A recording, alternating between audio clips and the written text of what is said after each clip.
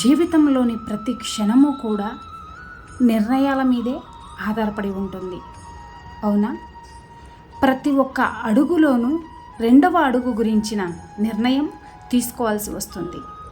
ఇక నిర్ణయం తన ప్రభావాన్ని తప్పకుండా వదిలే వెళ్తుంది. నేడు తీసుకున్న నిర్ణయం భవిష్యత్తులోనూ సుఖానికో లేక దుఃఖానికో తప్పకుండా కారణం అవుతుంది. కేవలం ఇది తనకే కాదు, తనతో పాటు తన కుటుంబానికి, అలాగే రానున్న తరతరాలకు కూడా. అర్థమైందనుకుంటా.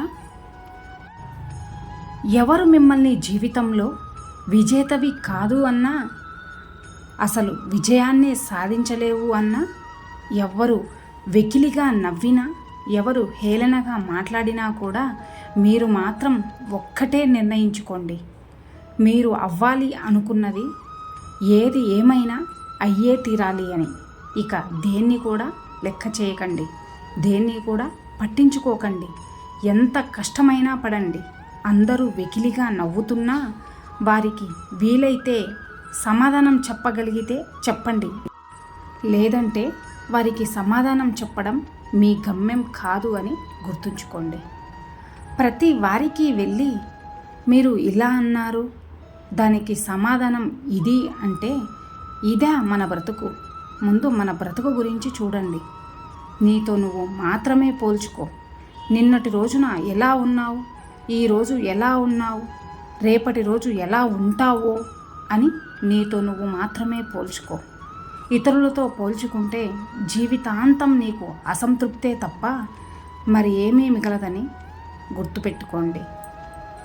మనకు కాలం కలిసి రాకుంటే బాధ తప్పకుండా కలుగుతుంది. సాక్షాత్తు భగవంతుడు కూడా కాలానికి తల వంచక తప్పదు.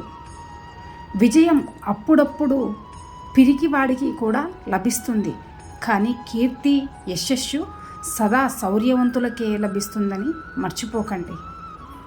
మనిషికి ఎంతో చౌకగా దొరికే సుఖం ఏమిటి అంటే మాట్లాడటం. అవునా? మనకు భగవంతుడు మాటను ఎంత గొప్పగా ఇచ్చాడు అంటే, మాట అనేది ఇతర ఏ ప్రాణులకు కూడా లేదు, కేవలం మనుషులకు మాత్రమే ఉంది. మాటలతో ఎంత కష్టంలో ఉన్నవారినైనా ఓదార్చవచ్చు. అలాగే మాటలతోనే పుష్కలమైన విశ్వాసం ఉండి బ్రతుకుదాము అనుకున్న వారిని కూడా మరణించేలా చేయవచ్చు. ఎలాగైతే రావణాసురుడు మాట్లాడిన మాటలకు సీతమ్మ తల్లి మరణించాలి అనుకుందో, ఎలాగైతే హనుమంతుడు మాట్లాడిన మాటలకు సీతమ్మ తల్లి బ్రతుకుదాం అనుకుందో, సరిగ్గా అలాగే మీకు అర్థమయ్యే ఉంటుంది మాట అనేది ఎంత శక్తివంతమైందో అని. అంతటి శక్తివంతమైన మాటకి ఆధారం పెదవులు. ఈ పెదవులు కదులుతూ ఉండటం గొప్ప కాదు, జీవితంలో ప్రయత్నపూర్వకంగా పెదవులను కదలకుండా ఉంచటం గొప్ప. అందుకే మహాత్ములు ఎప్పుడూ కూడా మౌనవ్రతం చేస్తూ ఉంటారు. అసలు మనిషి జీవితంలో చిట్ట చివరగా పొందాల్సిన స్థితి ఏమిటి అంటే అది మౌనమే. బ్రతికి ఉన్నవాళ్ళు ఉపన్యాసాలు చేస్తూ ఉండకండి, కొంతకాలం మాత్రమే ప్రసంగించండి. కాస్త పెద్దవారయ్యాక ఇక విడిచిపెట్టేయాలి, మౌనంగా ఉండగలగాలి. అసలు ధరించటం, అలాగే ఆత్మను అనుభవించటం అనేది మౌనంలోనే జరుగుతుంది.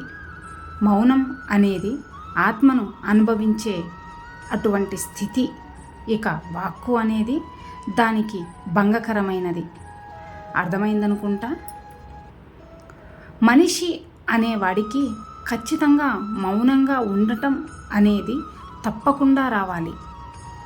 మనం ఏం మాట్లాడితే ఏం వస్తుందో అంటూ ఉంటారు. అవునా? ఎవరి దగ్గర ఎంత మాట్లాడాలో, ఎప్పుడు ఎంత మాట్లాడాలో మనిషికి తప్పకుండా తెలిసి ఉండాలి.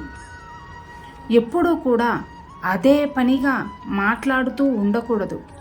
ఎవరితో ఎప్పుడు ఎక్కడ మాట్లాడుతున్నావో దృష్టిలో పెట్టుకొని చాలా తక్కువగా మాట్లాడాలి. పెద్దలతో మీరు మాట్లాడేటప్పుడు మాట్లాడేది తక్కువగా ఉండాలి, వినేది ఎక్కువగా ఉండాలి. గురువులతో మాట్లాడేటప్పుడు గురువుగారు మాట్లాడేది శ్రద్ధగా వినాలి. కేవలం జవాబు చెప్పవలసి వచ్చినప్పుడు మాత్రమే వారితో మాట్లాడాలి. ఎవరైతే ఎక్కువగా మాట్లాడతారో వారి ఆయుష్ కూడా తగ్గిపోతూ ఉంటుంది. ఎవరైతే తక్కువగా మాట్లాడతారో వారు బ్రతకవలసిన దానికన్నా కూడా ఎక్కువ కాలం బ్రతుకుతారు. గురువులు చేసే గొప్ప త్యాగం ఏమిటి అంటే 10 మందికి మంచి మాటలు చెప్పడం. గురువులు మాట్లాడకుండా కూర్చుంటే లోకానికి జ్ఞానం ఎలా అందుతుంది? మీరే ఆలోచించండి. మనిషి తొందరగా పాడయ్యేది, అలాగే ఎక్కువ పాపాలను మూటకట్టుకునేది మాటల వల్లే. ఎందుకంటే మనిషికి ఇతరుల్ని చులకనగా చేసి వెటకారంగా మాట్లాడటంలో ఒక సంతోషం ఉంటుంది. అది మితిమీరితే తప్పకుండా వారు పాపాల్ని మూటకట్టుకున్నట్లే. దోషం దొరలకుండా ఉండాలి అంటే మనిషి ఎప్పుడూ కూడా తక్కువగా మాట్లాడాలి. గుర్తుంచుకోండి, ఆరోగ్యం బాగోలేనప్పుడు అమ్మ విలువ, ఆర్థికంగా దెబ్బతిన్నప్పుడు నాన్న విలువ తెలుస్తుంది కాదంటారా?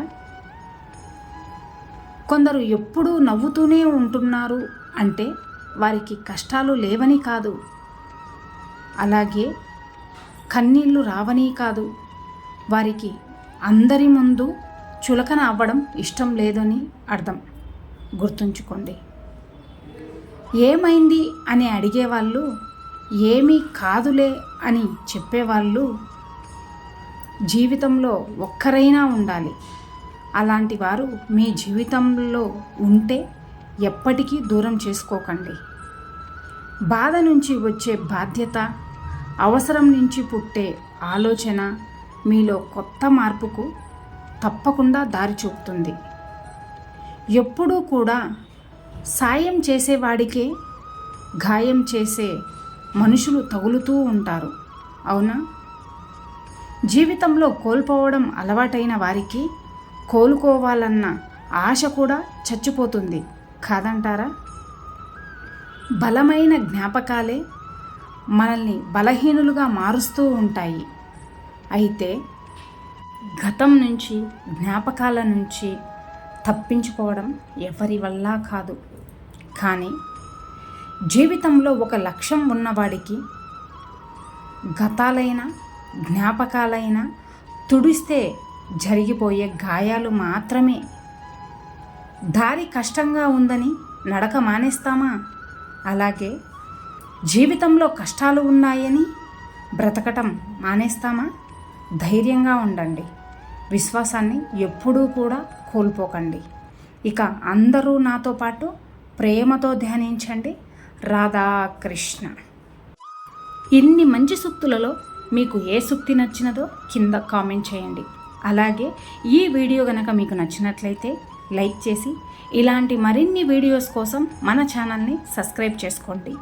ధన్యవాదాలు.